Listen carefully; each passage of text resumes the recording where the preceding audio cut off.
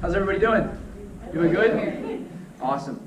I'm excited to share with you today about something that for the last really 5 years of my life I've really dedicated to studying.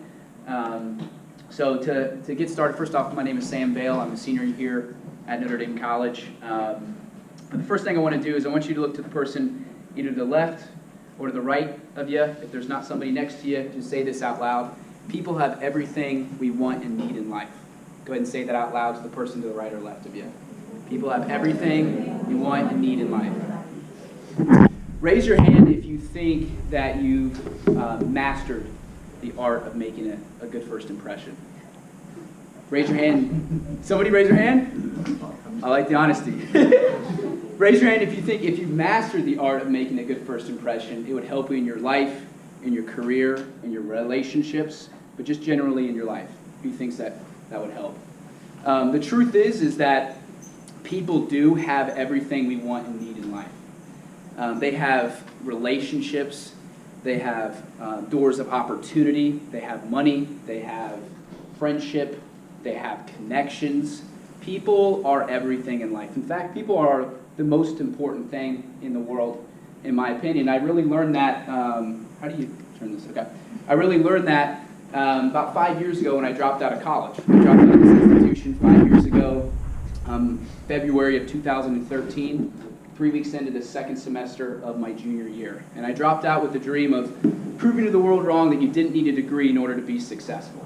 To me at that point in time, success was a good corporate job.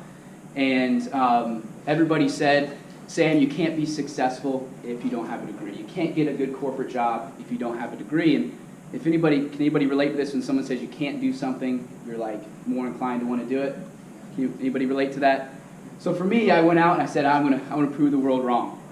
Well, I found out very, very quickly that the good grades I had in college, the good grades I had in high school, really didn't matter that much. Because I was so bad with people at that point in time in my life that I couldn't even get hired as a bagger at Heinen's.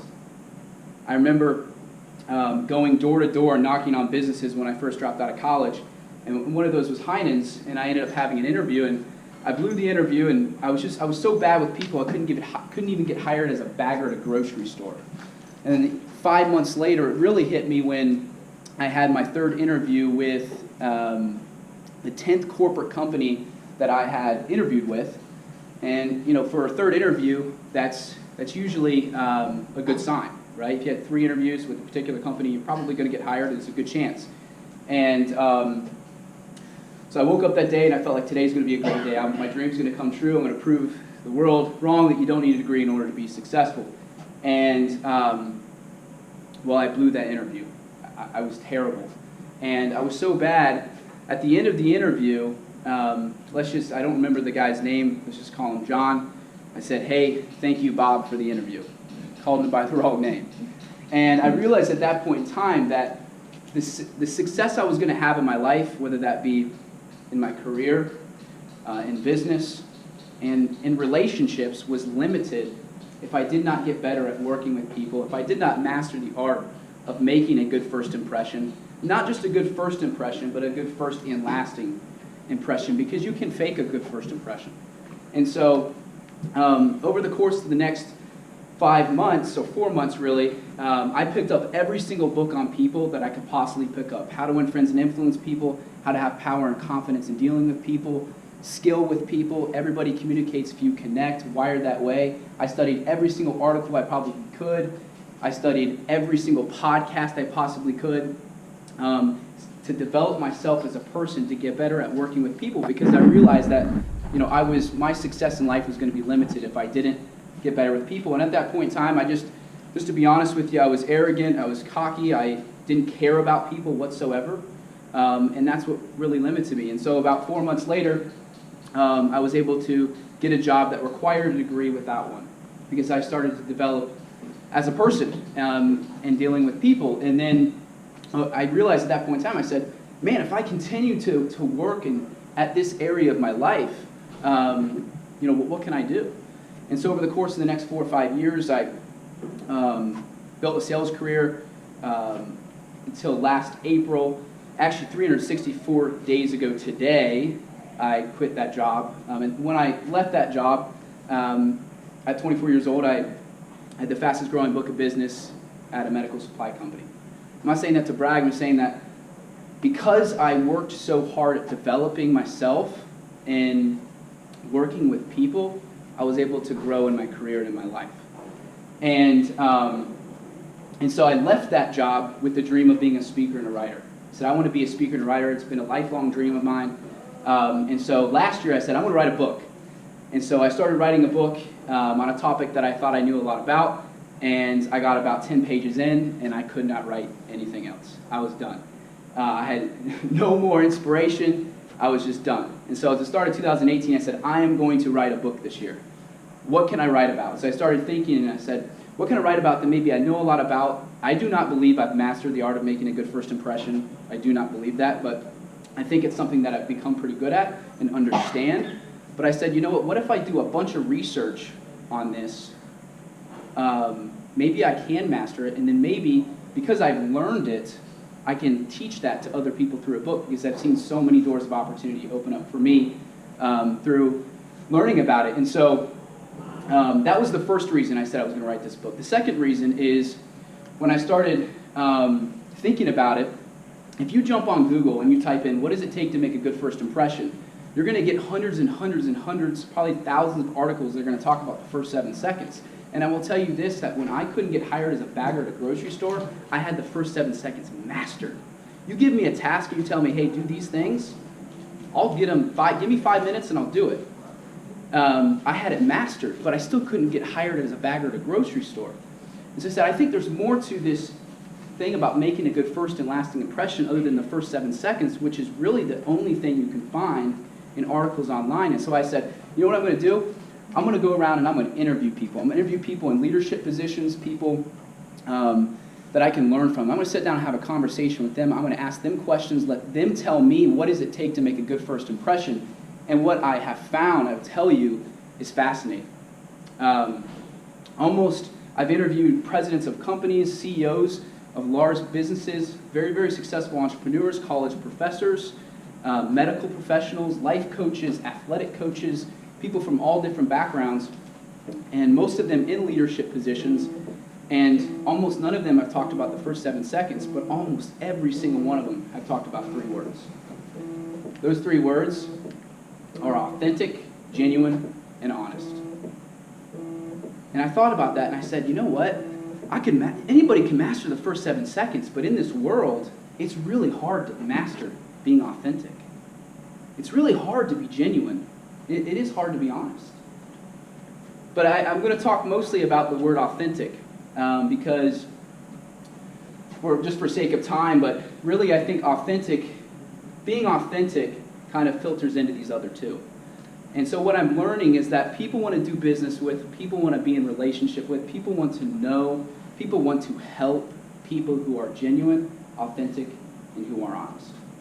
And so I thought about the word authentic a lot, and I've been studying it, and so why I think that's fascinating is because being authentic is hard in this world. Being authentic is hard because there's such a pressure to fit in this world. And so there's this book. Does anybody know who Brene Brown is? Anybody know who that is? She's written quite a few books, and New York Times best-selling author. She studies shame, authenticity, and a bunch of different things. And so in one of her books called The Gifts of Imperfection, she says that fitting in is being who you are supposed to be, and being authentic is being who you actually are. And so we want to be around, we want to do business with, and we want to be around those types of people that are authentic, who are being who they actually are. And so I'm going to just tell you one quick story of somebody that I met that I think embodies this. This is a guy named Chris Lawler. I met Chris about a year ago at an entrepreneurial conference down in Miami, Florida. And right when I first met Chris, I met a bunch of people here, but we really hit it off. We just had a great time, and we built a pretty good friendship while we were there for we were only there for about 3 days. And right away, it was just a give and take relationship. I could tell that Chris was genuine. I could tell Chris was honest. I could tell he was authentic. He wasn't trying to be somebody that who he wasn't. In that type of setting, when you're in an entrepreneurial conference, there is a lot of people trying to be who they aren't. And I could just tell right away that Chris was authentic, and I just connected with him right away. In our conversations, he was genuinely interested in me. I was genuinely interested in him, and we built a friendship. On the last day of the event, the guy that ran the event was walking by, and Chris had mentioned that he wanted to talk to him because he wants to eventually get into a type of business that this guy is in. This guy that ran the event has a $700 million real estate portfolio. So he owns a bunch of real estate. Chris eventually wants to get into that. And so as the guy's walking by, he knew he had probably 2 minutes of this guy's time. So he went right up to him. He said, "Hey, my name's Chris Lawler. I'm in the mortgage industry. I made $800,000 last year, and here's my advice." And my jaw just dropped. I was like, this guy I've been hanging out with, who's just turned 30, for 3 days, made $800,000 last year. And I thought to myself, that's a guy that's authentic, that's genuine, that's honest. And so I began to talk to Chris, and what I realized is that the reason why he's been able to be so successful, and I don't think money is everything, it's not about that, but he is in the top 5% in the country in his business. And he's only 30 years old. And it's because people want to do business with, people want to be around, people want to be friends with, like I did with Chris, people who are genuine, who are authentic, and who are honest. And the reason why that is, what I'm discovering is that people don't always remember what you say, they don't always remember what you do, but they always, always, always remember how you made them feel. And that's what Chris embodied, and why I was so attracted to Chris, is because people that are authentic, people who are genuine, people who are honest, they make you feel a certain way, and you'll never forget that feeling. So I could talk for hours on this particular topic, because I've interviewed a bunch of people, and I've been reading about it and studying it for quite a while, and I love people dynamics. But there's going to be way more to the book than that, but so you're going to have to wait for it. It's going to be coming out at the end of this year. But it's going to be a fresh look at people skills. If you dive into people skills and a book on that, which I highly encourage, a lot of it's going to be technique. And the one thing that I've discovered is that if you don't have a genuine belief that all people are important, if you don't have that basic belief, then you're never going to be good with people. And that's why I really struggled with it 5 years ago. Beyond that, I have a blog you can check out. I also I post a bunch of stuff about my book and some of the information I'm learning. And for anybody in here that listens to podcasts,